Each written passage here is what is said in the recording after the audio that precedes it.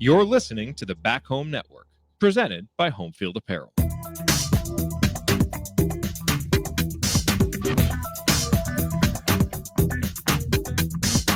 Welcome back to Crimson Cast in another crossover episode with Right Up Meridian. This is where branding in the podcast world. There you go. That's what I like to see. Mine are in the other room, but I got multiple of those actually. But no, we're talking Pacers. The folks asked, and we responded. Both Scott and I were at Game 6, and want to talk about that. Want to talk about what's gone on with this series, just in general. It has been, Scott. It's one of those things where the Pacers, the last time they were in the finals, of course, we all know, was 2000.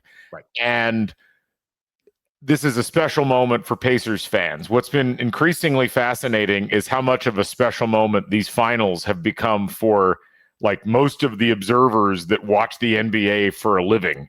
Right. The number of people who have talked about how special this series has been, how unique it's been, how exciting and back and forth it's been, has been really fascinating. You know, because I think you rarely get an opportunity as a fan when it's your team that's part of that kind of an environment. And I think that vibe, I almost feel like we've now got the chance to really talk about that as well as everything else, and kind of just think about it and consume it internally a little bit, because it's just been one of those series where you could go to either emotional extreme, you could kind of drift between the poles. But at the end of it all, regardless, this has just been a remarkable experience for everybody involved, both fans of either team and also just neutrals that were looking for good basketball. I'm trying in life with my kids. I try really hard to just stay in the moment and enjoy the moments because they go by really quickly. I'm doing the same thing here with this Pacers run. Because you're right. One of the calls I made to you a couple of weeks ago, or right when we made the finals, was that, something along the lines of, everybody else seems to get titles. Like, I feel like I'm not deserving of one as an IU football, basketball, Pacers fan. Like, that's not for me. And it's like, this really could be my turn. It's wild to think, but also you hit on the magical run. You and I are obviously sports fans. You see these runs that teams go on, like the Patriots had early on, where, the first time they come out of nowhere, at the time, a backup quarterback we didn't know. They have the Tuck rule game. And it's like, man, what a magical run that would be for that. Like, that would be fun to be on that ride with the fan base.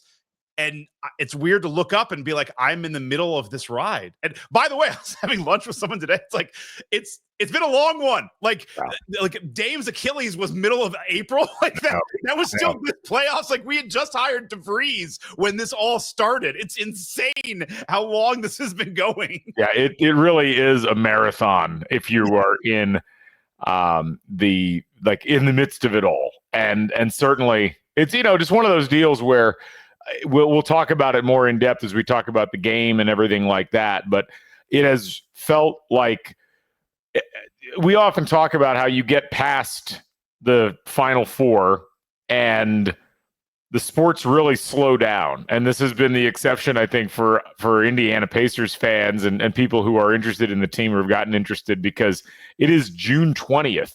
This series is going to be ending on June 22nd. And you're 3 months from the start of training camp, I think, at that point. It's fascinating how it closes down that calendar and makes everything just last longer. It's been quite an experience. Anyway, and real quick, along those lines of the calendar, it was Zach Lowe who mentioned on his podcast, I think it was about the Warriors this year when they went out early, and he was talking to like a Warriors executive, and the executive was kind of joking, is like, dude, I don't know what to do in May. He was kind of joking, like, is this what the Hornets do every year? Like, these guys just have May and April and June off? Like, have the Wizards? There's a world where you can just be in the NBA and have May plans? Like, what the hell is this? Yeah, it is. It is remarkable how you can get accultured to it if you're a successful franchise consistently, or not, as the case may be. So before we dive into the meat of things, just a reminder, we're brought to you by Home Field Apparel. You're a place to go for the finest in fashion and fabric within not just the college landscape, but also the professional landscape. They did some great work combining Pacers and racers and putting Boomer in a car and selling some stuff at the team store. And of course, they've had Pacers gear. They've had Colts gear. There's a ton of stuff up there, Indy 500 gear. Head over to homefieldapparel.com. Use the code HOME23 to get 15% off your first order. Go do that now, and you will not regret it, as they've had some amazing merch over the course of time. I know we want them to buy now, but like maybe wait until Tuesday, because Home Field comes out with stuff quick. They might have championship gear. Like, I would hold on to that first order purchase code. Just get your cart ready and then fire on Tuesday. As always, Scott is wiser than me in these things, so listen to what Scott has to say. Anyway, let's talk first about Game 6. So you are a season ticket holder, and you had planned on getting tickets to all of the playoff games. Right. I am. They give them to me and then charge me. But yes. Well, but you could have not bought them, or you could have sold them, or whatever. I'm not a season ticket holder, so I've been having to kind of snipe tickets as they've come about. I had the opportunity to buy tickets for a game in the finals, and that was Game 3. And I thought, okay, I'm going to do that. It was expensive, but my rationale is kind of twofold. A, I've never been to an NBA Finals as a fan, and the intensity, especially at a place like Gainbridge Fieldhouse, which is already kind of notoriously loud and vivacious and boisterous, I figured, well, that's going to be a really dynamite combination. But then B, the last time the Pacers, who are the NBA team that I have rooted for my whole life, were in the finals was 25 years ago. And who knows if any of us have 25 years moving forward. So, the idea was I want to get to a game. So I chose that game knowing that was likely going to take me out of financial contention to go to 4 or 6 if necessary. Then 5 happens. Tyrese Halliburton goes out injured, and tickets dropped off a cliff price-wise. I still wouldn't classify the price I paid as cheap, but comparatively speaking, it felt like a relative bargain to be able to go and have the pleasure of watching what might have been a decisive Game 6 in an NBA Finals for whatever price I paid, which I won't talk about on the podcast here. But VIP. Yeah, that's the VIP content. That's right. Yeah. Let me walk you through my voyage.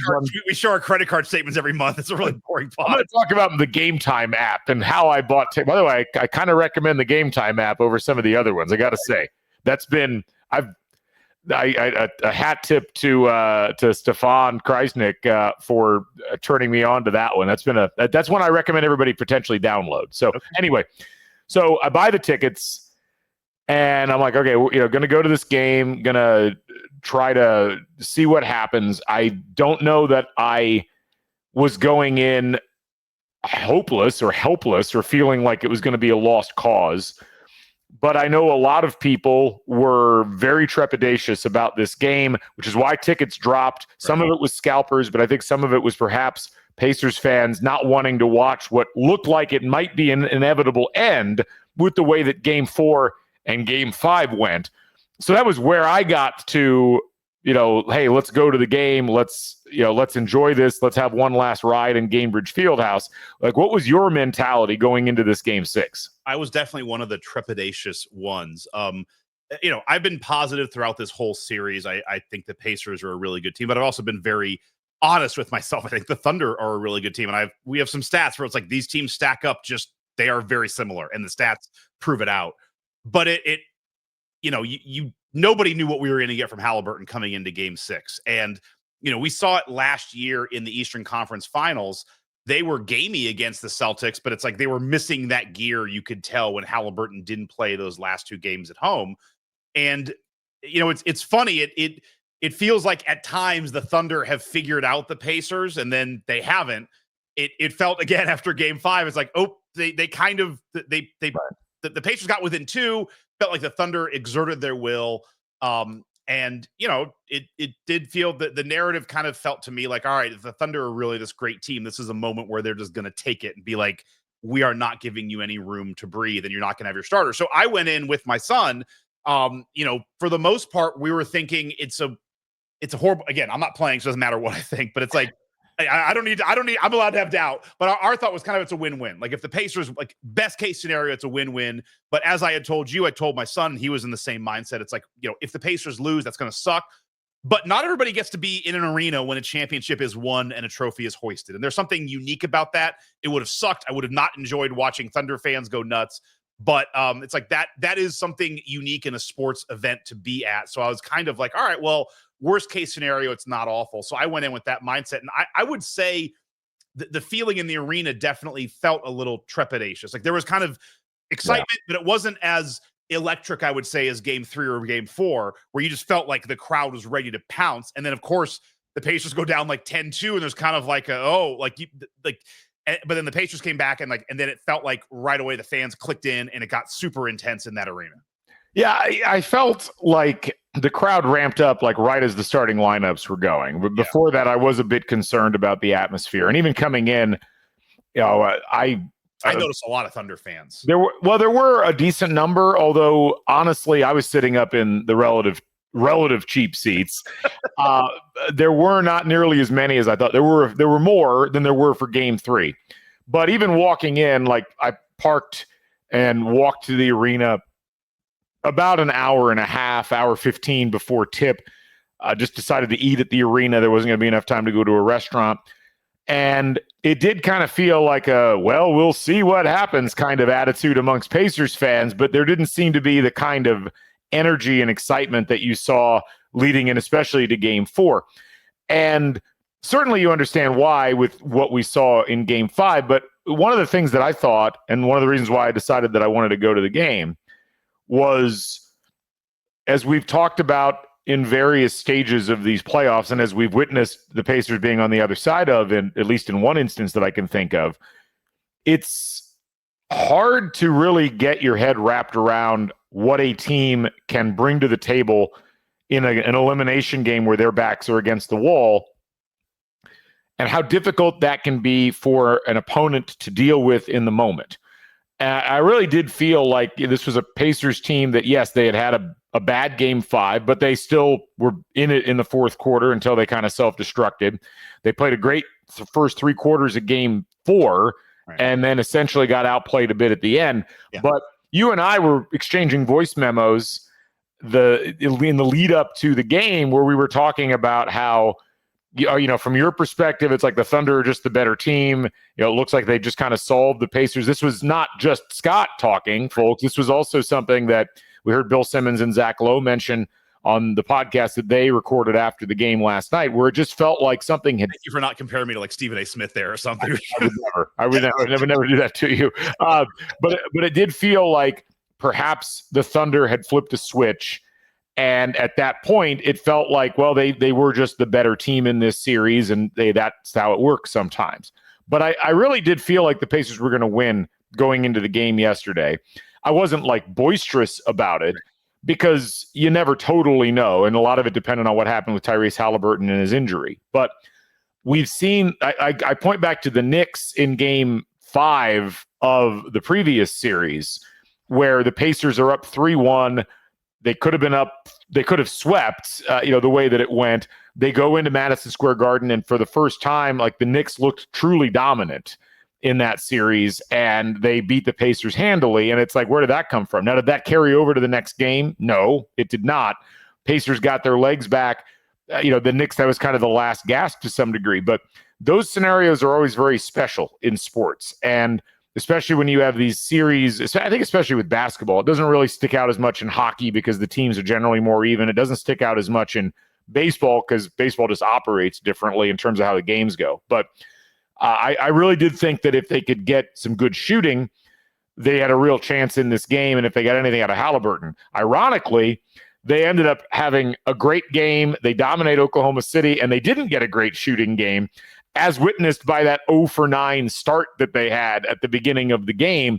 As I heard one person talk about, this was a game the Pacers absolutely dominated, and they shot, 43% from the field for the entire game, which is kind of nuts. But Scott, as we look at the stats, as we look at the way things went, the overarching thing for me in this game was essentially, there were really 2 things. A, the Pacers defense, as has been pointed out in numerous places, just played at a level that I have not seen them play for extended periods of time against Oklahoma City. They've done it in spurts, But the way that they clamped down on Oklahoma City early and regularly, to me, was the thing that changed it. And it took the Pacers offense a while to catch up. But the fact that the Pacers offense didn't get going essentially until the 8-minute mark of the second quarter in any meaningful way, and they were still leading by a point at that stage, illustrates how good the defensive effort was from this Pacers team. The thing with the defense, I want to answer my own question, but I want to ask it back to you. Is it's interesting because I've heard this talked about a little bit that there's not, outside of Neesmith, there's not like that's a lockdown defender on this team, and yet the defense has just gotten better as the playoffs have gone along. They've been a better defensive team. I look at it as a couple of things. I think one, it's coaching. I mean, you see, you saw Legler kind of break it down a little bit last night. The Pacers changed up the way they were playing defense. They were kind of swarming the middle like the Thunder had been doing, just not letting the Thunder get to the paint. I also thought what was interesting is they really weren't pressuring the ball full court like they had in previous games. And what I thought was interesting with that was the Thunder did the same. Like the Thunder kind of like, well, if you're not going to press, we're not going to press. It's like, okay, great. Like we'll have Halliburton bring the ball up. Like in a weird way, it's like the Thunder were kind of mirroring whatever we were doing. The other thing with our defense is, and it's the NBA, everyone's playing hard, but there's like a McConnell level, we'll call it. The Pacers everyone's busting their ass at all times. And you see a couple of plays where, the Pacers get fast breaks because the Thunder are running back. They're not sprinting back. And the Pacers they were going after everything and diving after everything. And, in a weird way, it's kind of been the way the series has gone. It's like the starters get going and then they kind of slow down. It's like McConnell comes in. It's like just a juice of energy. But no, I'm with you on the defense. I just find it interesting that it's not like you have, 2 or 3, Dort and Caruso like the Thunder do. It's much more of a team concept, and it's based on effort and coaching. Yeah, that's a great point. I think that I noticed the lack of full court pressure. I also noticed, like, if you go back to game 4 and you look at what the problems were for the Pacers down the stretch in game 4, like, when they turned the corner into the fourth quarter, the Thunder really extended the defense like up 35 feet or so. They really made it hard. The Pacers had a couple of turnovers just off of handoffs because they couldn't get the ball anywhere. They couldn't pass it anywhere. And the Thunder were weirdly passive defensively, not just with that, but as you mentioned, with the lack of full court pressure.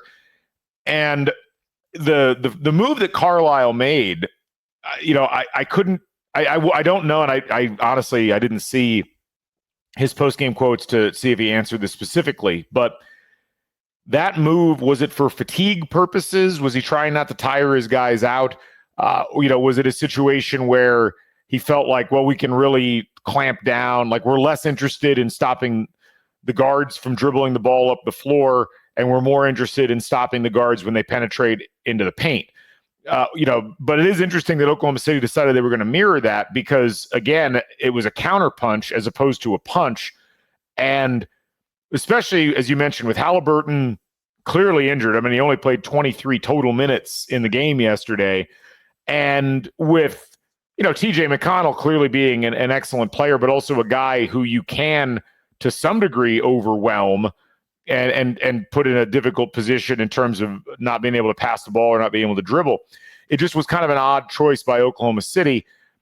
And what was really fascinating from the Indiana side was how effective it was at cutting off Shai Gilgeous-Alexander and Jalen Williams from the very things that had made them so successful in the fourth quarter of game 4 and pretty much all of game 5. Like they essentially cut off the supply lines, dared the Thunder to shoot from 3, and the Thunder could not hit shots from 3. I mean, I think in the first 3 quarters, they only had 3 made threes. Yeah, the stats are like you almost have to just find a game stat that only has 3 quarters because the fourth quarter was all garbage time, which I want to get to. Fascinating thoughts about that. But if you go through and look at what the Thunder made, they made 2 threes in the third. They made 0 threes in the second. They made 1 3 in the first. So they had 3 total threes. And it wasn't that they weren't taking them, although they didn't take a huge volume. I think for the game, they ended up taking 33s, which is, I guess, a decent amount, but they hit 26.7% on the game. Like the Pacers can defend that way. They can, it's like a quasi zone, but with man principles and sprint out rotations and, really covering a lot of ground. Because if the Thunder cannot hit at a 40 to 45% rate from three, the Pacers just have more bodies to throw at things, and they can switch off so that they're not just locking Nembhard onto SGA all the time. They can use Siakam, they can use Turner. It was a really effective defensive scheme. It kind of felt like a little bit of a break glass in case of emergency approach, because it's not anything that we saw the Pacers do in this series up to this point. And it reminds me a lot of what happened in Game 6 of the Pacers-Knicks series, where they switched from having Nesmith on Brunson like they had for most of the time and threw Nembhard on him, and suddenly Brunson was like, I have no idea what I'm supposed to be doing in this circumstance. So, again, as you mentioned, Rick Carlisle, the way that he coaches and the strategy, I heard on one podcast, it's like, this is a guy who, he realizes all the trade-offs, and he makes trade-offs depending on what he thinks is going to be the most advantageous thing in the moment.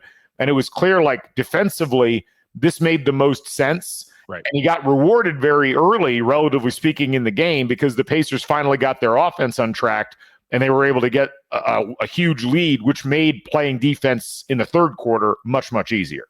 Well, and they got a couple threes to go down. You had Toppin shooting well from three. You had, that's not Turner, Halliburton shooting well from three. Turner's a different story. We'll get to him as well. Nembhard had a couple of threes go down. And they were pushing the pace. So many times in the playoffs, the Pacers have used their defense to kind of get things amped up and get the pace going. In this way, it was just they were kind of getting their offense to get the pace going, and they pushed it. And they were just pushing it and kind of green light shooting all over the place. And that is the thing with the Thunder, that, if you can, the Pacers had a trouble where they keep getting down. They have to come back from, 12 or 13 down. The Thunder just aren't a good 3-point shooting team. I mean, they've had some real stinkers in the playoffs, in these finals, I should say. Game 5, they were 2 of 16. In this game, they were 2 of 20 going into the fourth quarter. 8 for 30 at the end of the game is not awesome. The Thunder don't really have a way to get back from a 15-point lead if you can get up by that much. They have to do it with defense and twos, and they kind of take their time. So it almost becomes they don't have a way to do it. And just the Pacers haven't been able to kind of blitz and get that going. And I really think it came from the not pressing. It was very odd. And this is something I've been surprised at this entire series. Obviously, each team is making adjustments. But for the most part, Carlisle is coaching the same way he's coached all season. McConnell comes in with 3 or 4 minutes to go in the first quarter. Halliburton stays out until about 8 minutes. Someone's come in with 1 minute to go in the quarter, and then come in with about 8 minutes to go in the second and the fourth. The patterns are pretty similar. And whether it's Toppin or Mathurin, he swaps those, but it's been pretty much the same. Whereas the Thunder are immediately game 1, we're going too big. It's we're not going to do that. We're going to go small, and then we're going to start pressing, and then we're not, and then we're going to end. In this game, it felt almost like, because the Pacers weren't just pressing, but they were running, it's like the pressure was off, and felt like Oklahoma City just wasn't, their defensive pressure was not there. Yeah. It just felt like they came in kind of passive. And there was almost I wonder if there was a bit of a rope-a-dope, Halliburton's not going to play, or he's going to be injured, and we don't need to press, and, we'll win the title. And it's like, oh, shoot, we're down 15 in the second. And then, oh, wait, Shepherd just hit a 3. We're down 30. What are we doing? I'm baffled by the whole thing. I mean, first of all, again, I expected Indiana to come out with a lot of energy, but I expected Oklahoma City to come out with a lot of energy too. I mean, that's we talk about this, and again, as you mentioned earlier, it felt like Oklahoma City had figured out the Pacers. It felt like they had figured out how to play them, how to harass them. We've heard all about this vaunted defense that Oklahoma City has, and their offense is just as good. They've got this tremendous net rating in efficiency, and yet this is the kind of game you get sometimes out of younger teams, I think, where it is a huge moment. And when you get hit in the face repeatedly over the course of the first half of a game, it becomes harder and harder. But it was odd to me that the things that had worked so well for the Thunder just didn't seem to be there. And as you mentioned, a lot of it was effort. There were some early fouls Like I did think it was interesting. The Thunder, I think, got to 4 or 5 fouls in the first quarter, and the Pacers still had one. There were a couple of early fouls on Dort, which seemed to change his mentality a little bit in terms of how he was playing. But it really did feel like the Thunder looked almost a little just uncertain about what they should be doing and how they should be approaching things. And it's very odd because they didn't look that way in Game 4. And I do wonder to some degree if what they're dealing with defensively at this point is a real lack of core identity, because they're not playing the lineups that they rode that gaudy defensive record to, not just in the regular season, but through the first part of the playoffs. They've had to adjust. They're really not playing the lineup that got them the best numbers throughout the course of the year. And that has created this kind of oddity where they've had to lean so heavily on Luguentz Dort and on Alex Caruso. And, that they've had to have Hartenstein out there, even though he hasn't really performed a whole lot offensively, because they've really struggled to get great defensive effort out of Chet Holmgren in the post. And the Pacers, because of the way that they play and the way that they move the ball around, have given the Thunder a type of offense to defend that really does take a lot out of you when you have to do it this many games in a row. And, it's wild to think about. And this was a stat that Simmons had on his podcast. I think it was Zach Lowe that brought it up.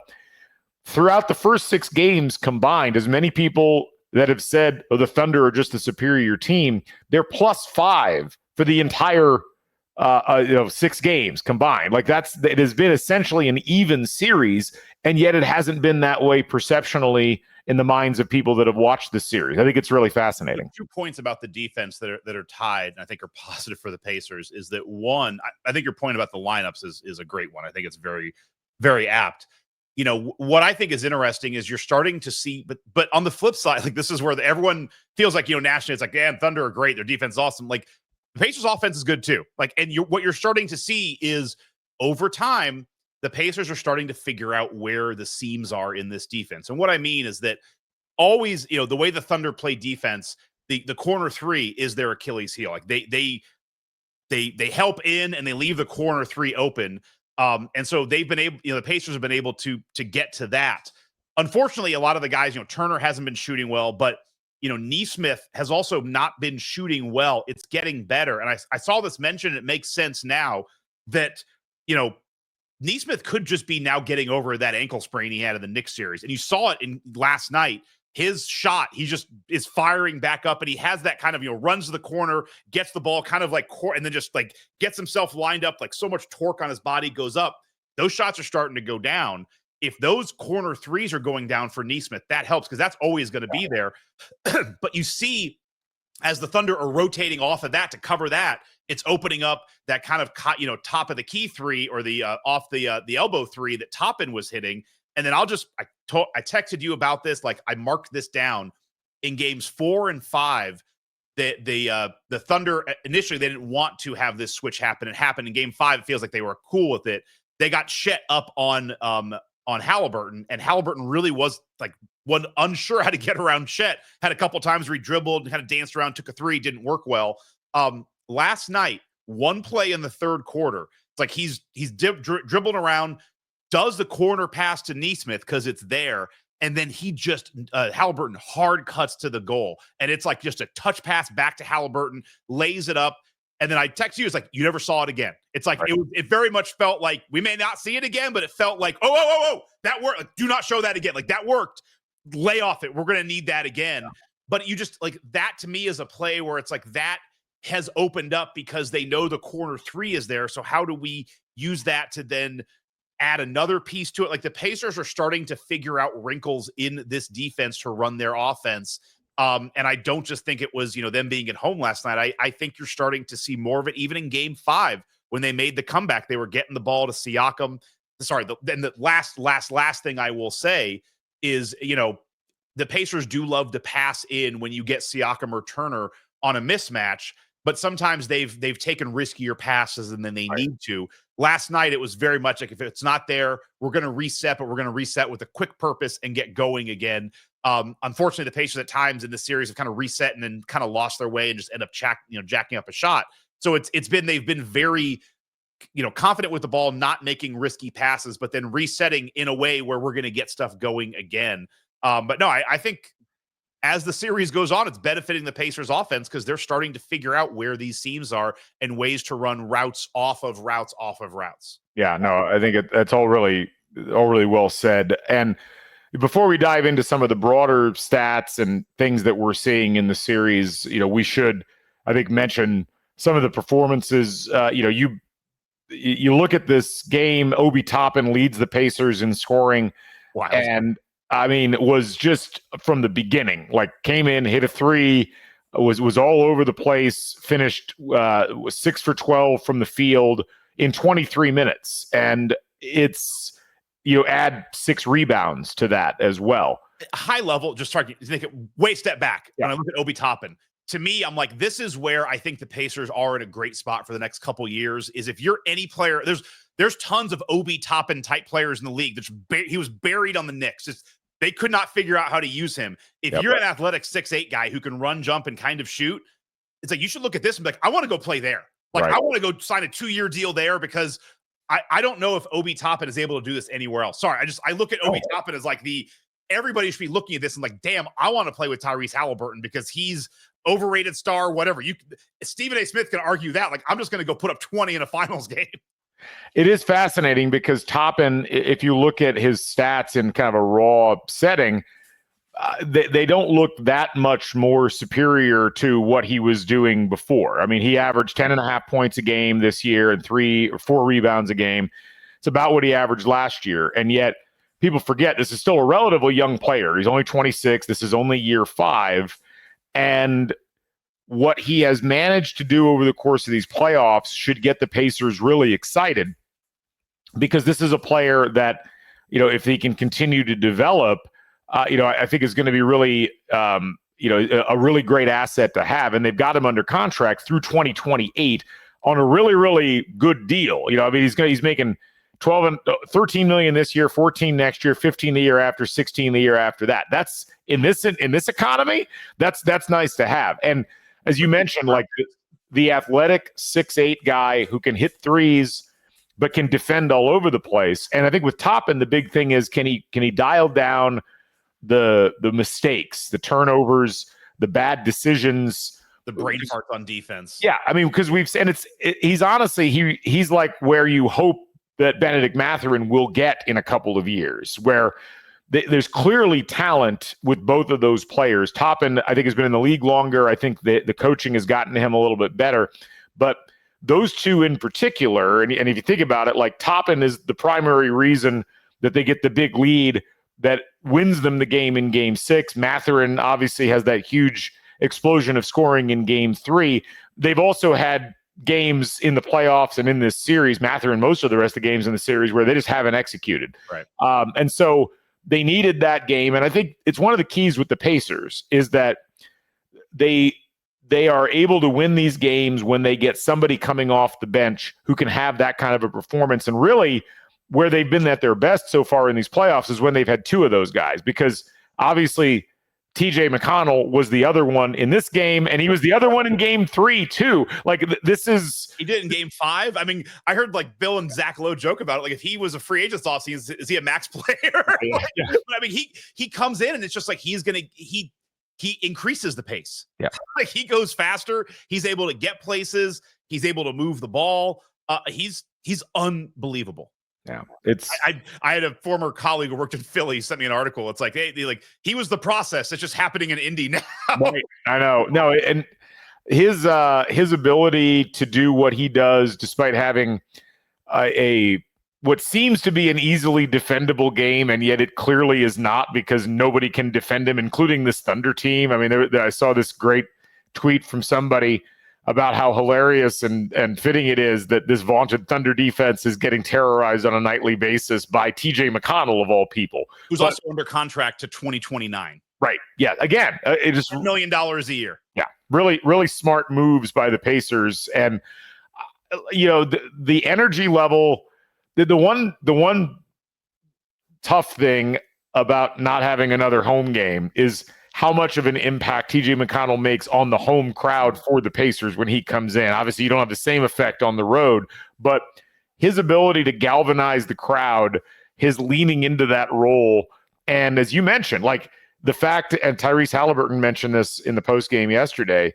he comes in and says, we're going to go faster. Like, it's not, hey, the starters are on the bench, let's take our foot off the gas. Right. He's the one that helps keep that pace alive. And that really bothers the Thunder, I think, because they do not have a similarly equipped player. Yes, they've been bringing Caruso off the bench. Caruso's not that type of player. He's an agitator, but he's not an accelerator. And it's also funny because he's the oldest player on the team outside of James Johnson. He's 33. And all this talk of like the pace, like, but he comes in and it's like he looks so much more in shape, so much faster than all of these teams. And this is one of those where it's like, this is where I think the Pacers are set up well in the East for years. It's like, the Knicks and the Bucks couldn't deal with that. But I mean, in this case too, the Thunder are in the same boat where it's like, they don't really have anybody who can guard McConnell. Yeah. It's pretty remarkable that the Pacers find themselves in this particular scenario with the roster they've got. And the fact that it's required McConnell to come in and be contribute at a high level pretty much every time he's gone in. And you look at his stats over the course of the entire series now, and he's shooting 54% from the field. He's shooting 60% from three, albeit only on 5 attempts, 78% from the free throw line, all in 19 minutes. He's one of 8 Pacers averaging double figures scoring in this series. But he is also the Pacer with the second highest assist rate, despite playing fewer minutes than all of the guys that are in front of him or around him in that mix. I mean, he's only played 114 minutes in this series. He's averaging 4.5 assists per game, as well as 2.3 steals. He leads the team in that category as well. It's just a really impressive set of accomplishments throughout the course of this series for him. That's something you and I talked about at the beginning of the series is you look at the Thunder and you look at how it's played out. They have 3.5 guys. I mean, Shea's averaging 30 points a game. Jalen Williams is averaging 24. Both those guys are awesome. Okay, Chet's averaging 11. He's hit or miss. I don't know. Caruso's averaging 10, and then it starts falling off a cliff. Dort's averaging 8. Wiggins is averaging 6. You're down to Carson Wallace is averaging 5. You look at the Pacers, you have Siakam, Halliburton, Toppin, Turner, McConnell, Nembhard, Nesmith, and Mathurin are all averaging 10 plus in the finals. Yeah. It's this is where it's like, that a couple, like, even if Mathurin's not having a game, McConnell will, or Toppin will. And if Toppin's not, Mathurin might, Nesmith might. It's all there. I want to ask you a question about game 6 as we kind of look also to game 7. I'm sitting there with my son in the third quarter and talking to people around me. I want to pull up the game chart here. As you get into the third, it's, the Pacers are definitely up. They're up at one point by, 20 points. But I'm like, all right, we've seen enough basketball. I keep telling my son, like, they're going to make a push. Like, the Thunder are going to make a push. Don't worry. Get into nearing the end of the third quarter. Worry, as the case could be. Worry, like, just don't, like, because my son's like, what? He's starting to get excited, which is awesome. Like, they're going to make a push, and then, Shepherd hits the 3, and I'm like, oof, okay, this is a lot, but I'm still like, they're gonna put their starters back in and make a push. They just took them out to rest them, and then with like 10 minutes to go in the fourth, I'm like, maybe not. And then with 8 minutes to go, I'm just like, they're done. Like, they're not putting I was shocked. I was honestly shocked that you're down 30. So I guess you're just like, all right, we're done. But like, it allows the Pacers to rest Halliburton. Like, I'm just really surprised for a team that we've heard about the entire season as what a stud team is, one of the best teams in history, 68, like, to have the balls, just be like, we're going to sit our guys in the fourth quarter. Like, I was saying to someone, like, I just don't know how that affects you moving forward. If this was the 97 Bulls, I'd be like, all right, fine. Like, you've earned the right to just sit down. Like, I trust you're going to bring it in game 7. I don't know, man. Like, it was shocking to me that they didn't at least try one more counterpunch. Well, I think they would have if it had been a 20-point margin, but it was a 30-point margin with that Shepherd shot. I mean, it's one of those things where you do have to some degree have a trigger inside where you're like, okay, this is a lost cause. And I keep in mind, like, with what was it? With 4:36 left in the third, SGA hits a step back, and it makes it a 19-point game. I believe it was 70 76-57. It was actually it was 75-57 after the free throw. So that's an 18-point margin. And I think if it's in that 18 to 20 point range, I think Oklahoma City's like, well, I mean, we got to keep going. We got to keep pushing it. But then you look at what happens after that, and the Pacers increase the lead, and they get to the end of the quarter. It's 90-60 after that three from Shepherd. It's a 30-point margin. The Thunder had shown nothing up to that point that indicated that they were going to be able to make up that deficit. Now, this kind of goes back, though, to something you said earlier about coaching decisions and what you do and why you decide to do it. And I think what's interesting about that decision by Mark Daigneault, you rest your starters because you're looking at the game. You're like, the game's over. We need to get the taste out of our mouth of this. I don't want my guys to have to be out there chasing the ball around. We know that there's going to be a game 7. We're going to host it. I'd rather rest the legs. Because I think, Scott, as I noted this on Twitter, and I think a lot of people noticed this as well, just from the shooting percentages, both of these teams are starting to look what I would call finals tired. Yeah.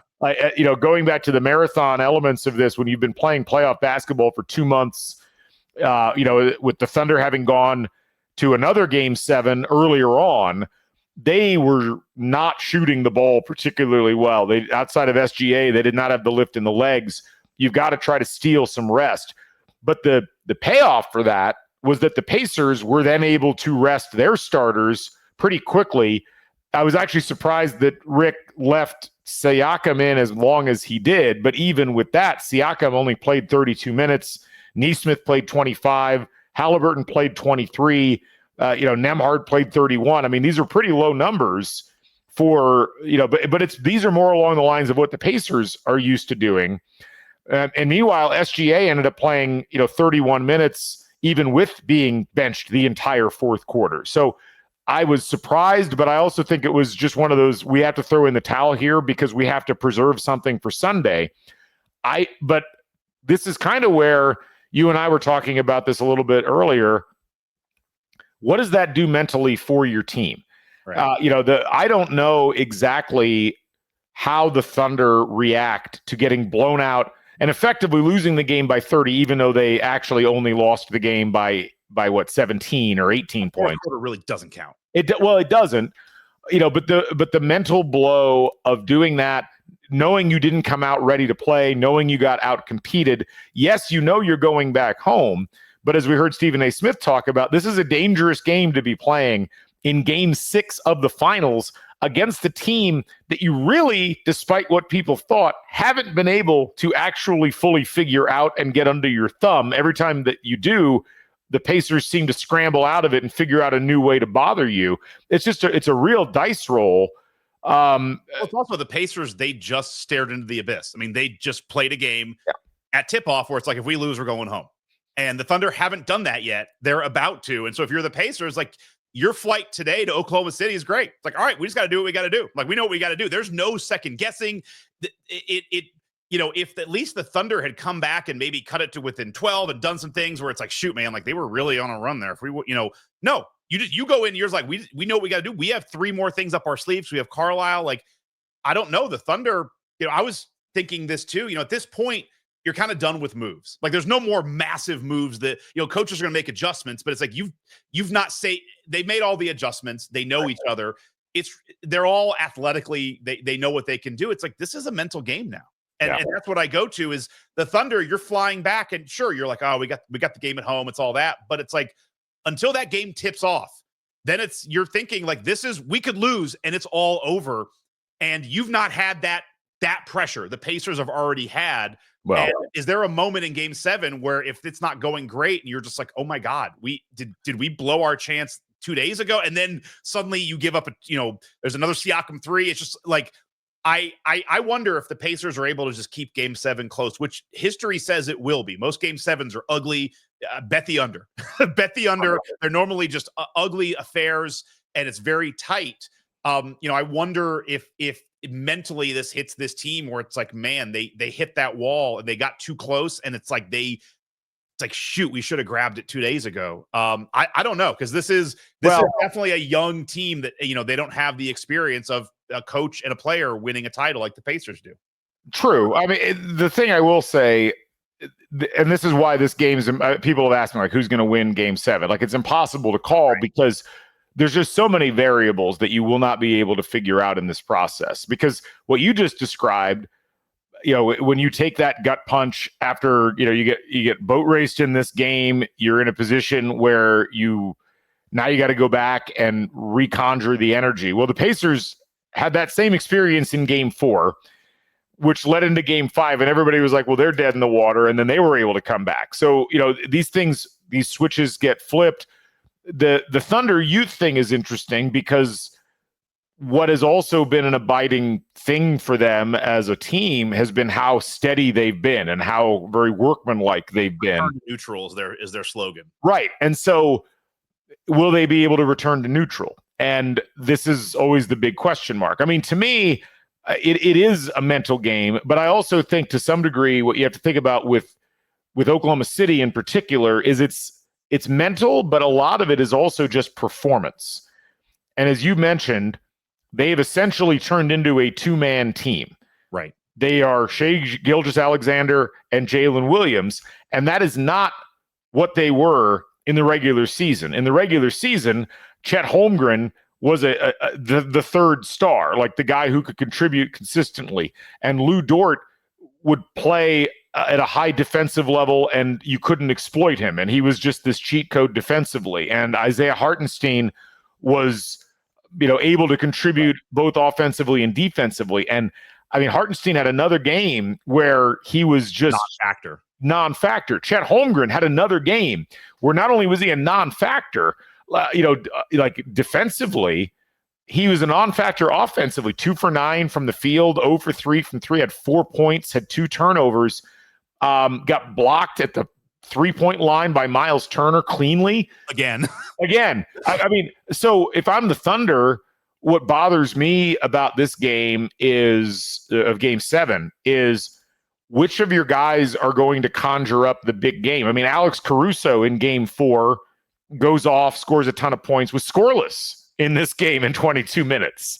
Jalen Williams scored 40 points in Game 5, and as I'm sure everybody's heard by this point, was minus 40 and plus minus in this game. Like, that's inconceivable almost, Scott, to go through that much of a swing. So when you look at that and then you look at the Pacers and you say to yourself, well, the thing about the Pacers is you rattled off those 8 guys in double figures. They also have nobody averaging 20 plus points a game. And the stat I saw earlier, the last NBA champion to win without anybody averaging 20 points per game. Do you want to guess who it was? Okay. That's a great question. No, it is. I'm not going to say a Kobe team. I would not have. As soon as I saw what the answer was, I was like, oh, of course. I would have not have gotten it off the top of my head. My guess would be the 04 Pistons. Like, that was a right franchise, wrong year. It was actually the 1990 Pistons. Okay. Which, if you remember the old heads in the audience, if you remember those Pistons, the Bad Boys Pistons, the focus is on the Bad Boys part. But the thing about that team that was so unique was that they had a generational point guard, obviously, in Isaiah Thomas, but that was not a team that had a dedicated scorer. If you squint, you can kind of see a similar makeup in terms of what you've got going on with this Pacers team this year. Because, back then you had Joe Dumars as your shooting guard. You had Bill Laimbeer and James Edwards in the post. You had... It's like McConnell's like the Vinnie Johnson of that team. Basically, yes. He's kind of in the microwave mode. Yeah. They bring Mark Aguirre in, who's kind of in that Nemhard mode. Yeah. I mean, now that team played. It was a much different era of the NBA. Yeah, there's no Laimbeer comp. Like, you just can't comp Laimbeer. And everybody looks at Isaiah and they're like, well, all-time 50 greatest players and stuff like that, 12-time All-Star, whatever it was. He was clearly a player at a higher level than anybody the Pacers had, but they didn't rely on Isaiah for everything. Right. Like a lot of these other teams have. And so I do think that that's an interesting aspect. As you go into Game 7, the Thunder have to get a great game out of SGA. They have to get a great game out of Jalen Williams. They have to get a great game, or at least a good game, out of at least two other players, because it's too much of a possession load to go through a 48-minute or more basketball game, relying entirely on SGA and Jalen Williams to do all of the scoring. And that's essentially what they put themselves in the position of doing over the court, what they did at least in game 6. So the thing that concerns me, but I'll also flip it as a positive, is I agree with you. I would also say when you look at like the history of game 7s in the NBA, which they're what's awesome is there haven't been a lot. Like this is really, I want to finish with like a big picture Pacers talk, but this is cool stuff. I mean, just making a game 7, there's been 5, I think, since the ABA merger. I mean, there's not a lot of game 7s. This is a big deal, obviously. You assume that, Shea and Jalen are in, one camp for the Thunder, and Siakam and Halliburton are in the other for the Pacers, where they're your stars. You're probably going to get that out of them. Although Halliburton sometimes has he's got to have at least a relatively aggressive Halliburton game. The thing is, normally these finals games also get swung by just a role player. Like somebody is going to do something abnormal. And is that Wiggins hitting a bunch of threes? Is that Dort hitting a bunch of threes? Unfortunately, normally the role players are going to play better at home, which is what concerns me. The flip side is for the Pacers, you have a history of Nesmith got red hot against the Knicks on the road. You had a role player just go nuclear to get you a game there. It wasn't a game 7, but you did have last year, oddly again in the Garden, the place no one can win, where the refs are going to screw you. The Pacers shot the lights out. Turner had a phenomenal game against the Knicks last year in game 7. He's probably a little more than a role player, but I will say that I'm on the record that you're going to have one of those kind of off the star marquee guys go nuts that'll probably swing this game. The Pacers have a history of doing it on the road. Unfortunately, the history is normally those guys are normally from the home team where it happens, which is what concerns me. I want to show a couple of shot charts, if that's okay with you, from the series. No. Scott has vetoed my shot chart. Better be good. Let me see if I can actually get. This is one that I loaded. Just real quick. Go ahead. It shows just how, for all the talk, it's so funny because it's like the Thunder when they lose, like, man, they're playing bad, and it's like, man, the Thunder's defense, like, they're having some issues, or maybe the Pacers' offense is good. Like maybe the Pacers are good. You look at this stat, and this is off NBA. You can just see. Basically, it goes through points, rebounds, assists, steals, blocks, turnovers, field goal percentage, 3-point possessions, free throw percentage. It's basically a dead heat. It's pretty darn even, yeah. There's a little variance here or there, but there's nothing that's like, wow, they're really like, we have 6 blocks, they have 5.5. Let's discuss your thoughts. To all the talk of what a generationally good team the Thunder are, and like, is this one of the top 3 teams of all time? It's like the Pacers can't just be like, well, you got lucky with the game. Like, we have played with them, and to your earlier point, after 6 games, it's a +5. Like, this is basically as dead heat a finals as you're ever going to get. Go ahead. Sorry. Yeah, no, I mean, all of that and more. It's a great point. Let me get these shot charts. I'm going to zoom in a little bit because there's some fascinating things I've noticed in the way these teams are playing with, against each other. Oh, hold on. Let me scroll down a little bit more here. Okay. So this is the Oklahoma City shot chart for the entire series. And what I want to note is if you go down and look at like field goal percentage versus league average, like the bluer it gets, the less good it is, relatively speaking. So the Thunder they're fairly hot in the corner 3 on the right side, although they haven't taken terribly many of those. They're not shooting corner 3s particularly well from the left side. They are struggling down low in terms of their shooting percentages. And what's interesting is only 61% immediately around the basket, only 38% in the paint, and then only 38% in the mid-range. And that's really where this team is supposed to thrive. If you look at some of their individual players, like let's look at Chet. Chet has been horrific all over the place. Like Chet, I know.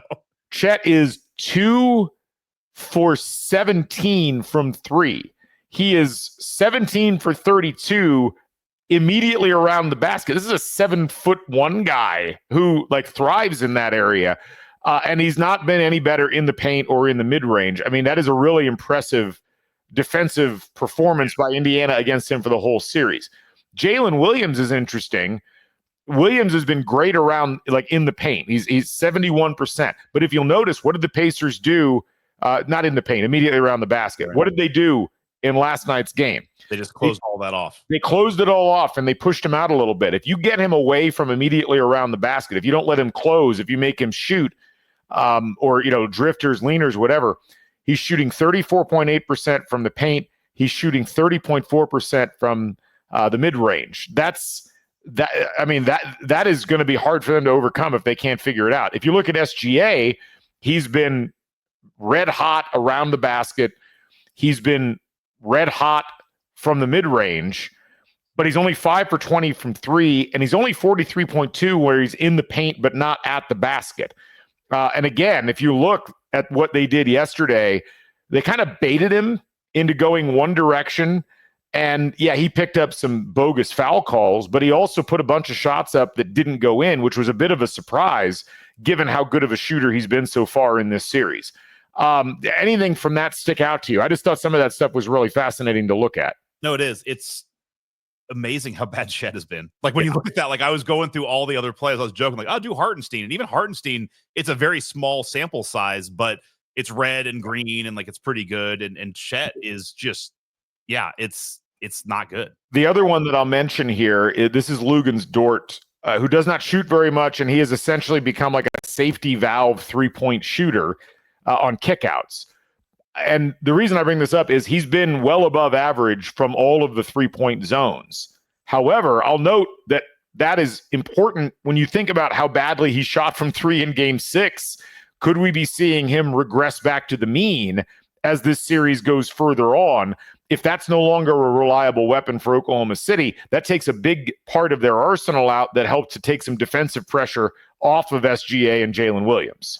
Are you going to do the Pacers? Yes, I'm going to go to the Pacers next. All right, good. So this is the entire Pacers roster. I hope you hit. It's just insane. So they are shooting from the right corner 3. They are shooting 52.6%, 20 of 38. Which, I mean, they're shooting well from the left corner. They're 10 for 27 there. But what's fascinating about this team is they're not finishing well around the rim. They're only at 61%. It's actually under league average, but their mid-range, which longtime Crimson Cast fans will laugh at this, but this has been where the Pacers have feasted throughout the course of this series. They're shooting 47% from the mid-range, and it has really saved them in several of these games when the threes haven't been going in and they can't really finish around the rim because of the Thunder's size. Right. It's been fascinating watching them kind of mold their offense around knowing that they can get those shots and to their credit, making them happen. Are you rethinking the Mike Woodson offense now?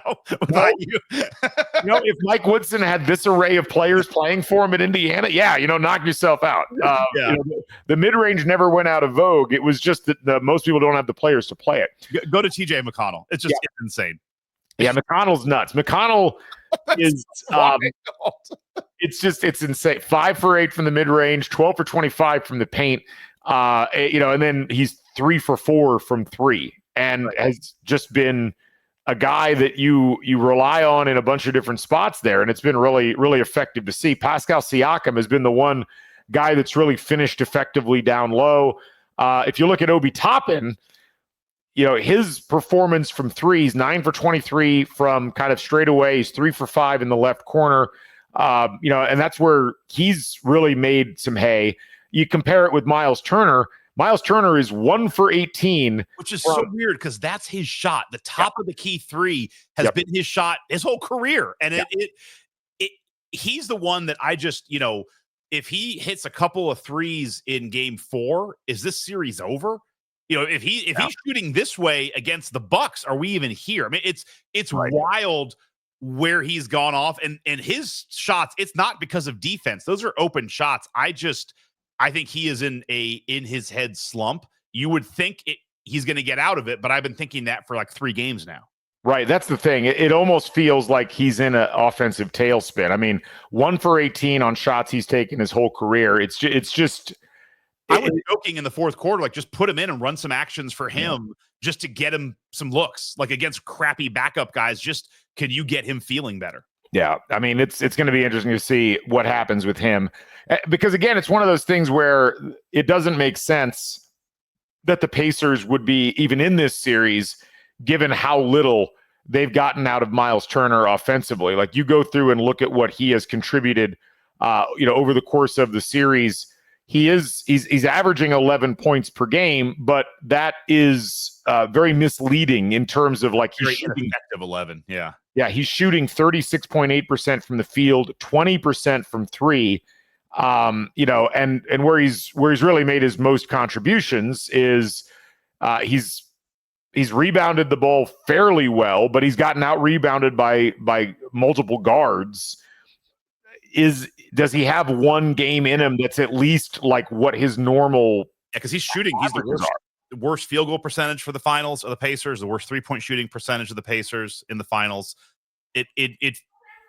I keep feeling like he's got to have a better game in him. I know he's been sick, just like health wise. I know he was sick in like games 3 and 4, but his shot just looks off. And now what concerns me is like in game 6, there was a lot of times he had shots and just pump faked or passed off. Like he's obviously in his head and in a funk. He just needs to see the ball go in the hoop.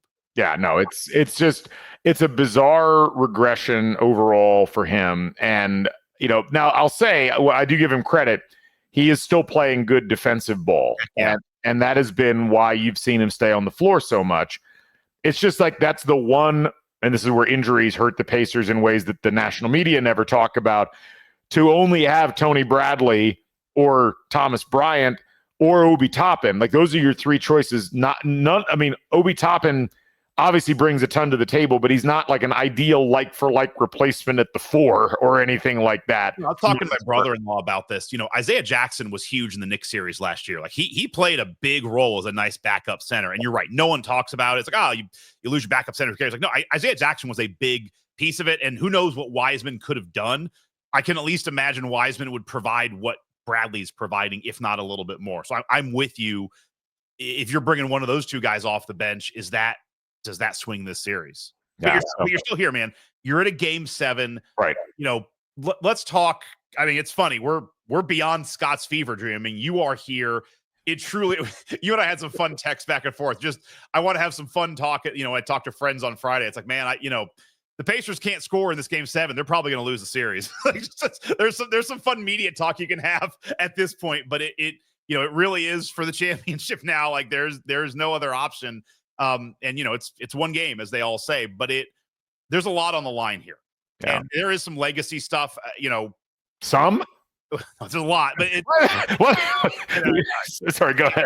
No, you're so right. So horrible.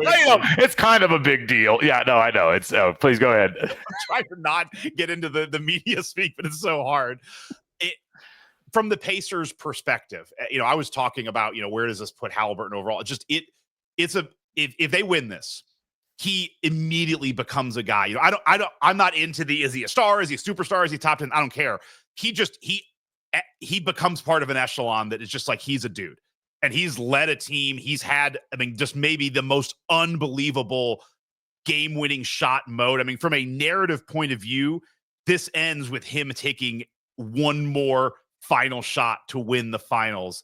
That would be unbelievable. But it puts Halliburton at a level where it's done. It puts the Pacers at a point where they can really run this core from a period of strength, like not trying to chase it. It's like, all right, man, we got a chip. Let's, you can afford to run it back. Maybe you try something. You're not chasing it. It probably keeps Turner here. It puts Carlisle in it changes everything, but I think it mostly changes for Halliburton and Siakam. Yeah, no, I agree with all of that. I think for the individual players, it's so much of your reputation in the NBA is centered around these sorts of moments and being able to execute them. You think about the way we think about Kawhi Leonard versus the way we think about James Harden.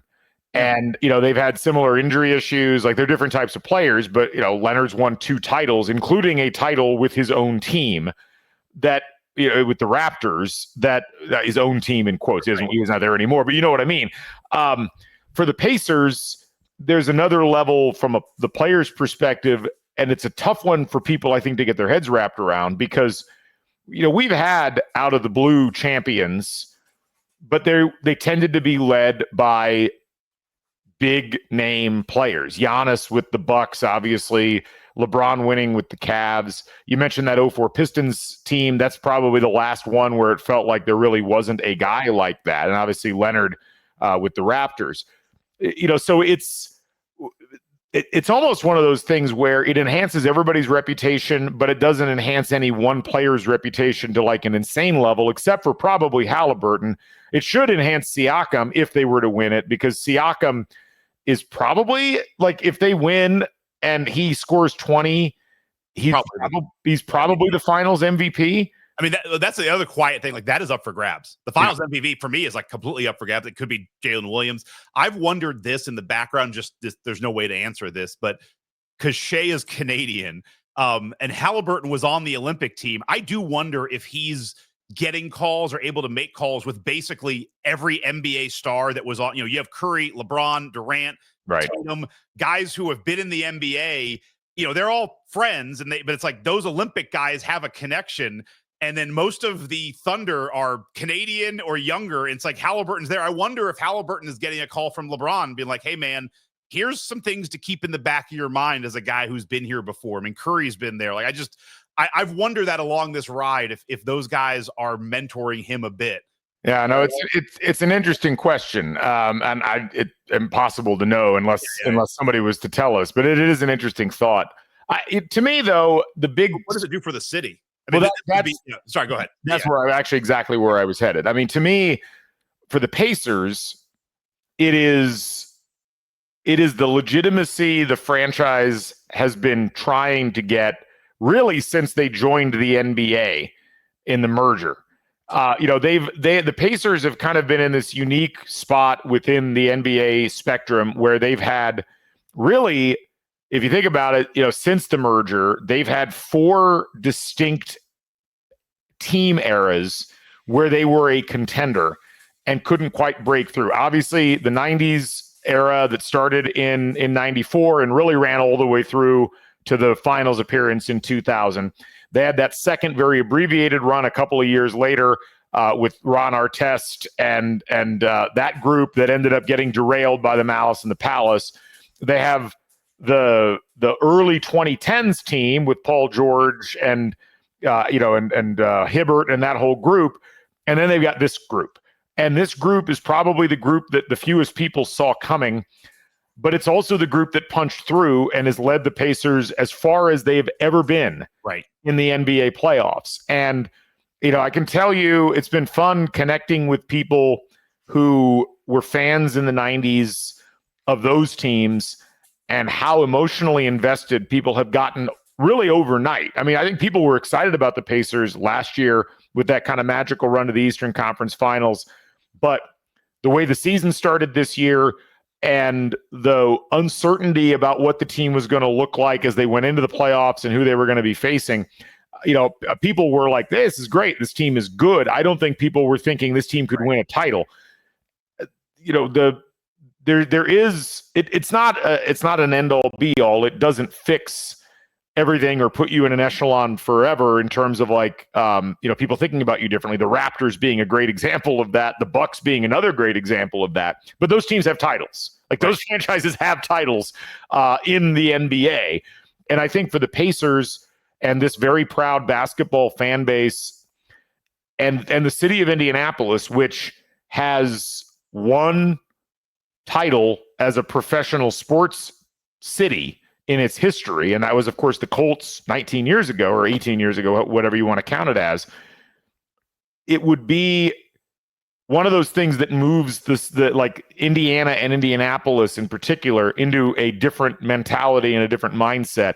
And look, you could say the same thing about Oklahoma City, but to a more a greater extreme, because that would be kind of the first truly Oklahoma City thing that they could point to that's like, this is 100% ours. We're not leaning on the Sonics history.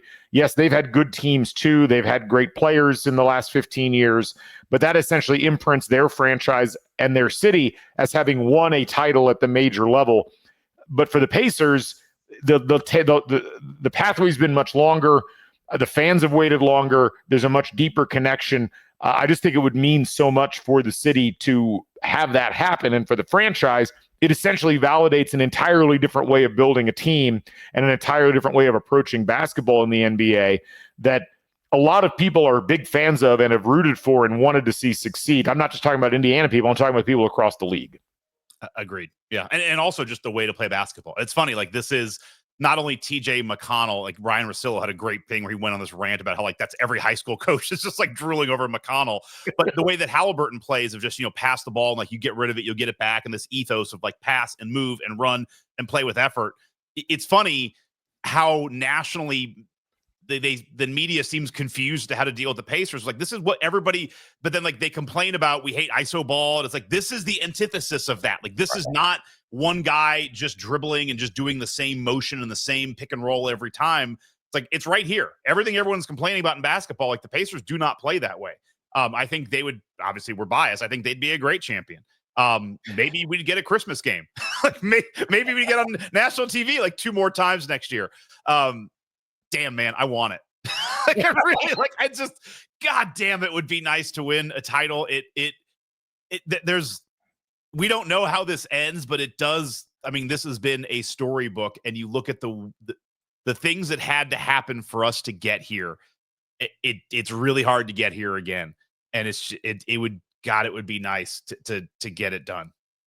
It would be. I mean, we've talked about it away. I mean, this has still been an amazing run. I've still had a hell of a time. And in 2 or 3 years, which banner is up is I'll still remember all of the times I had with my son. I'm sure everyone out there, same thing, like me with my son, my wife, going to games, like all of this.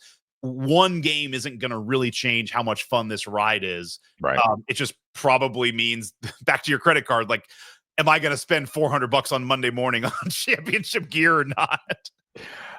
I've thought about this a lot, and this is something you and I talked about on the podcast. I think when we did the Game 3 podcast, it's something I've talked about with other folks about, like, how much do you guard your heart with these things? Yeah. And how much do you to watch your team win a title? I remember the feeling when the Colts won the Super Bowl, and how I remember driving. I would watch the game. That whole night was weird, but I remember I watched it somewhere in Indianapolis, and then I was driving downtown to go meet my then girlfriend where she was working. And I remember driving through downtown Indy in the dead of night. It was freezing cold that night, and had the window down, just listening to people going nuts on the street and thinking, this is so cool that the team I've rooted for and the city that, I mean, I'm not from Indianapolis, but I'm from Indiana. Indianapolis is essentially the representative of Indiana on the national stage, won a major title. Now, there are people who live in cities where this is commonplace. If you're from Boston or Los Angeles or whatever, it doesn't, I don't think it hits the same. But for Pacers fans, there's a bunch of complicating factors here, I think. At least in my mind. Like, I don't think if you'd polled Pacers fans at the beginning of the Bucks series and asked them, like, realistically, where do you think that this team's going to go? Yeah. I don't think that they're saying they're going to win the finals or even get to the finals. But then you've also had this whole thing where the Pacers got to the finals and everybody said, well, that's a nice story. They've been fun to follow, but this Thunder team is way too good and they're going to overwhelm them. And then that didn't happen, but then you lose game 4.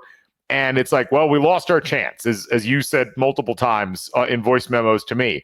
Yeah. And, they just were a better team. Well, now you're in a game to go on the road. And yes, that's going to be incredibly difficult. And you have to essentially erase everything that you think that you knew, not just from game 6, but from the rest of the series.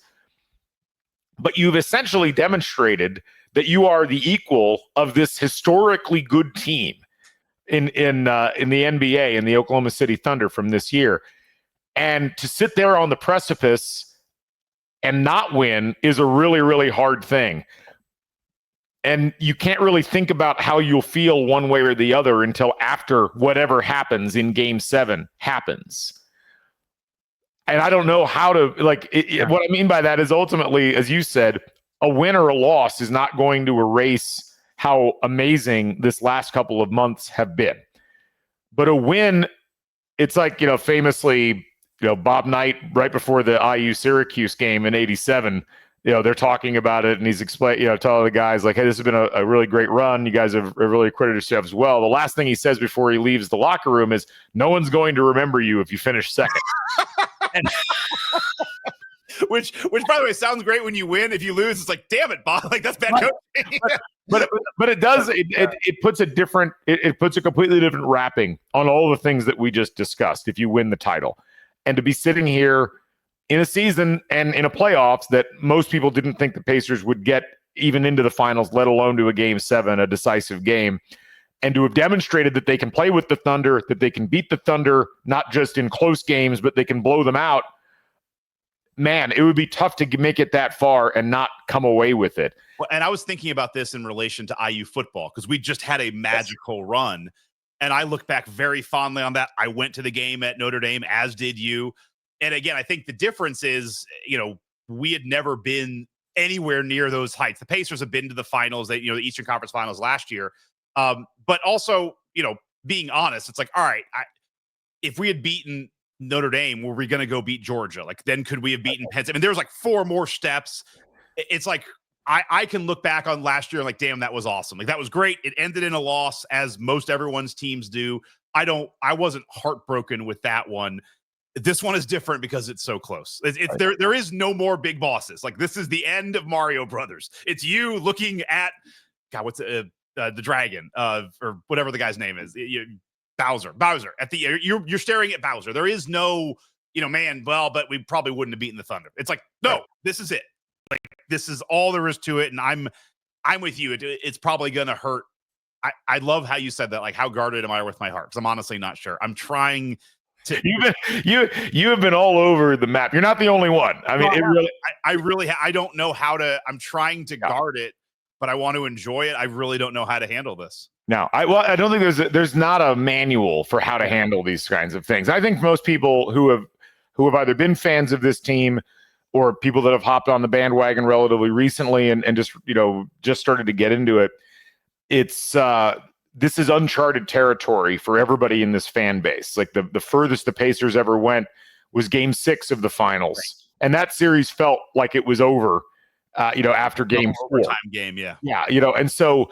This series felt like it was over, and I think everybody went in and was like, we're going to give it one last go in Gainbridge. And then the Pacers doing this, it's like flung the shutters wide open again, and everybody's like, oh my God, where are we in the mix of all of this? And so I am really excited to see what happens. It's going to be an amazing experience watching this game. And what's your plan? So I immediately looked on StubHub. I probably should have looked at, what's the new website you told me? Game Time. Game Time. I need to look at that. I will give you my thought process, because I've been kind of a guy who's been saying forever, hey man, if the IU's ever in a Final Four, I'm going, price be damned. If IU's in the BCS, I'm going, price be damned. And Pacers would have been there. Prices would have been damned. It would have been high. But I was like, all right, I've been going to games with my son for the last 2 or 3 years. He loves basketball. This is the perfect age for him. Yep. I told him, like, dude, you're my ride or die. Like, we're doing Game 7 together, either at home or, like, I'm not going to ditch you. Yeah. Go. But I thought about it for 12 and a half seconds when I looked at the prices. It's like, am I going to pay like $1,200 for my son to go? But I mean, Game Time has tickets at $881 in the upper bowl. I know. But here's my thought is, tough analysis. We're either going to win or lose. But like, if we lose, like, it would be cool to see the trophy thing, but that would be heartbreaking. And then it's like, then I got to fly home. It's like, it's done all that. Even if we win, it would be awesome. But I'd be like itching to get home. Like, I'd want to see my wife. Like, I'd want to see my friends. Like, I'd be like, when's the parade? Like, and suddenly I have to fly home. And I realized, like, I have great friends and family here. Obviously, like, I'm going to just do a watch party at my house. My neighbor actually has a great setup with a pool and an outdoor TV. We might do a watch party there. And I was like, you know what? I as cool as it would be to be in the arena, it's a lot of work. And it probably would be a little bit like sad that night. Either way, just going to a random Holiday Inn in Oklahoma City, even knowing I've won, just being like, I have no one to talk to about it. I've decided, like, I think that's the right move for me. So I'm doing an outdoor watch party, and that's my mindset. Where are you at? I am actually working an event that night, but I will be in a spot where I can watch the game with people. I'm not going to get to choose the venue. Or the people. Well, no, I mean these are people I don't mind watching a game with. Okay. But yeah, it's going to be a different kind of environment, certainly. But look, I don't think you could make long-term plans around Game 7 of the NBA Finals in terms of what you were going to do to watch. It would have been cool to go and witness it one way or the other. Yeah. But it's a lot of money, and it's also just one of those things where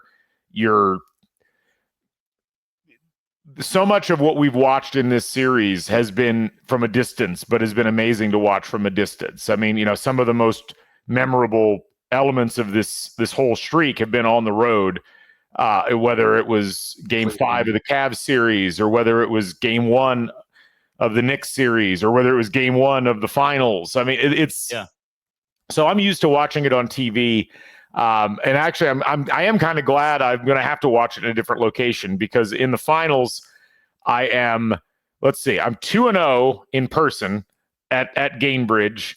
I'm 1-1 watching at upstairs pub. I'm 0-1 watching from my house, and I'm 0-1 watching from Kilroy's in downtown Indy. So I needed another venue, and I was rapidly running out of places to go. And so we're going to change up the mojo, go to a new location. Yeah. Hopefully that ends up working out for us. Office Lounge is pissed. They're like, man, this went 8. We could have gotten Galen for one game. They should just go to Chili's, hit the bar up. That was popular the last time the Pacers were in the finals. Who knows? I don't know. Eric, Bloomin' Onion. That's back. That's somebody else. All right. We're done. Yeah, that's it. So we'll see what happens. And obviously predictions. I think it'll be a close game. You haven't seen Game 7 blowouts. It is. I was shocked at how few there have been. When you go back, it's like I remember the Knicks Rockets one where Starks went like 1 for 18. It's like that. There's only been 3 since then. It's just wild. I mean, the one thing that will play a big role in all of this is, do you get a neutral whistle in this game? Is the game called? So. I mean, at this point, like, we're done trying to extend the series, right? Well, that's the question, and it's like, and no one knows who the refs are going to be, and a lot of people have been like, no, Scott Foster's. Like, I don't know if Scott Foster's really that big of a deal in a takeaway game, unless he just calls a janky, start-stop type of game like he did in Game 4. I mean, he had Tony Brothers back, who did not cover himself in glory with his officiating in Game 6, and it didn't matter. But it was interesting because the physicality that the Thunder like to engage in was getting penalized early in the game yesterday in a way that it hadn't in some of the other games. And so at home for the Thunder. Yeah. Well, right. And that's the big question. Like, how much do the officials lean into that? How well do the Pacers shoot on the road? How well do the role players for Oklahoma City play? But ultimately, it's like, how well does the Pacers' defense and energy travel in this game is going to be the question mark. I mean, the Thunder, I think, are a 6.5 point favorite was what I was seeing. I think Pacers money line was like plus 260 this morning. We'll see where that goes. I mean, the Thunder have to be considered the favorite because they've got the home court advantage. They have the MVP, and they have a guy who's played about as well as the MVP in this series. And that's a lot for the Pacers to overcome. The question is, can the Pacers get a good shooting game? Can they get Miles Turner on track? Can they get another good game out of Nembhard offensively? And do the Pacers pulling his defensive assignments back a little bit and not running him around as much? Does that translate into offense the way it did in Game 6? Is Halliburton more right and able to do more in this game? Is Siakam able to continue this steady 19 and 12 that he's been, or 19 and 8 that he's been averaging? Can Turner break the slump? Well, right. I mean, there's so many. Who's the guy that comes off the bench, or is there a guy that comes off the bench? Like, there's just so many different variables. I think you go in thinking that the Thunder are the favorite, but I also think you go in thinking the Thunder have all of the pressure because they are going to be in front of their fans, and we've already seen their fans get nervous a couple of times in games and kind of go away from an energy perspective. I'm going to be really curious to see what ends up happening across the board in this one. I have no idea. I've looked at all the stats. I've thought about it a ton. I have no idea where this game is going. It's going to be fascinating to watch, though. Every game in Oklahoma, the Pacers have gotten down by 10 or 15.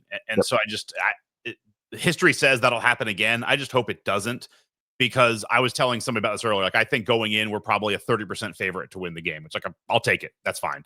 Right. But I was saying, like, the longer the game goes and the closer, if the Pacers are within 5 at half, I'd say we're 40%. And I'm like, if we can get to the fourth quarter and it's still a 3 to 5 point game, like we haven't gotten down by 10 or 15, we're having to just hustle back in. I was like, I think it's a coin toss at that point. It might even be the Pacers' advantage for exactly what you said, is like all of the pressure is on the Thunder. This is all theirs to lose. And just like, I mean, this is the last thing I will say, just like crowds can help you. I've felt it before when you're the favorite and you're not doing well, the crowd can get tight and that can push on to the players. And suddenly it's like, it can be a weird energy.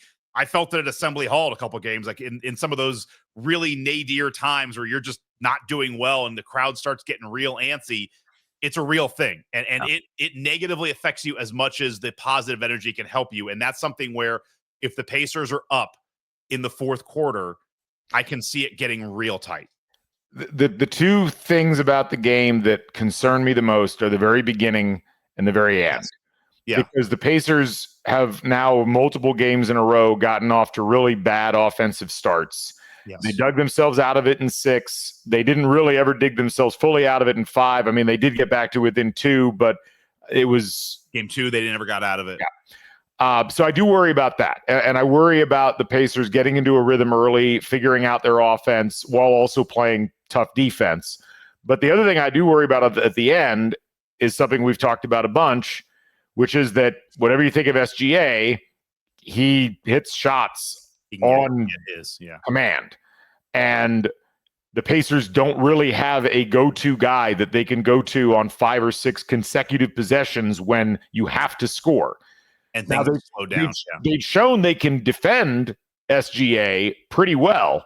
But this is the kind of game where if he is playing at an MVP level, you would expect him to, be able to go out and put a ton of points on the board and do so consecutively or consistently.